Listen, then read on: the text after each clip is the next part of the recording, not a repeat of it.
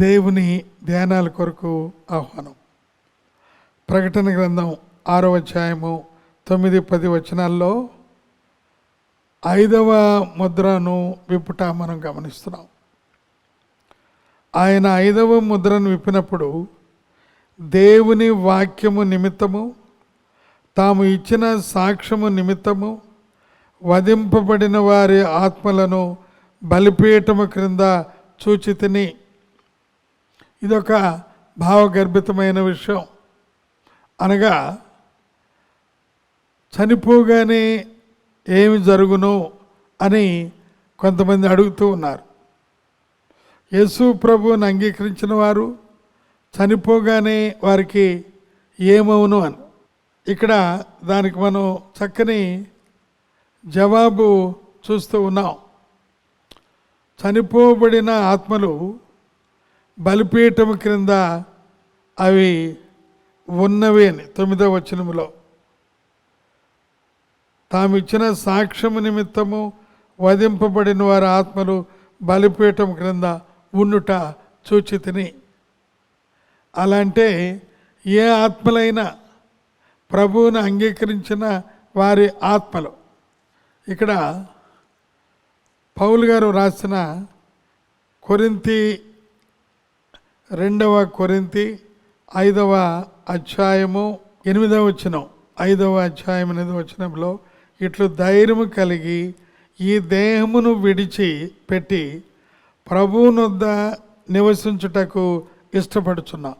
అనగా యేసు ప్రభువుని అంగీకరించి మరణించిన వారు, అది absent from body is present with the lord. ఆ క్షణంలోనే వారు ప్రభు సన్నిధిలో ఉంటారు అని దేవుని వాక్యంలో చెప్పబడుతూ ఉన్నాం. అందుకనే ప్రసంగ గ్రంథంలో కూడా 12వ అధ్యాయం 7వ వచనంలో, మొన్నైనది తిరిగి భూమికి చేరును, ఆత్మ తను దయచేసిన దేవుని యొద్దకు మరలును వెళ్ళును అని. కనుక ఈ యొక్క ప్రభావం ముద్రలో మనం గమనించినప్పుడు మరి అక్కడ దేవుని కొరకు హతసాక్షులైన వారు కానీ, లేక క్రీస్తునందుండి మృతులైన వారు కానీ ధన్యులు అనే మాట మనం గమనిస్తూ ఉన్నాం. వారి శరీరాలు మాత్రమే సమాధి చేయబడుతూ ఉన్నాయి, కానీ వారి ఆత్మలు బలిపీఠము కింద ఉన్నవి అని. అనగా పౌలు గారు కూడా చెప్పినట్లుగా 2 కొరింథీ 5లో, శరీరానికి దూరమై ప్రభు సన్నిధిలో ఉండుట అనే గంభీరమైన సత్యం ఈ ప్రకటన గ్రంథంలో మనం గమనిస్తూ ఉన్నాం. ఇవి మనం తెలుసుకున్నప్పుడు ఏ క్షణంలో ఎప్పుడు ఎక్కడ మరణం సంభవించిన విశ్వాసులకు అది భౌతిక మరణమే కానీ ఆత్మ మరణము కాదు. ఆత్మ బలిపీఠం కింద దేవుని దగ్గర ఆనంద సంతోషంతో ఉండును అని పౌలు గారు కూడా చెప్పారు. ఆత్మ దేవుని చేత భద్రపరచబడి ఉన్నది అని.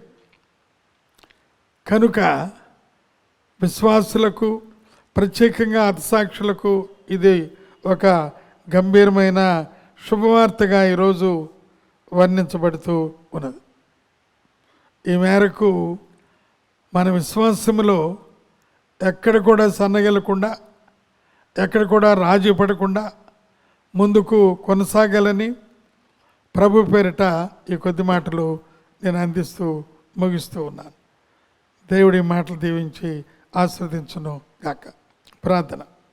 పరిశుద్ధుడా, ప్రేమ గల పరలోక తండ్రి, నీకే వందనాలు, నీకు స్తుతులు స్తోత్రములయ్యా.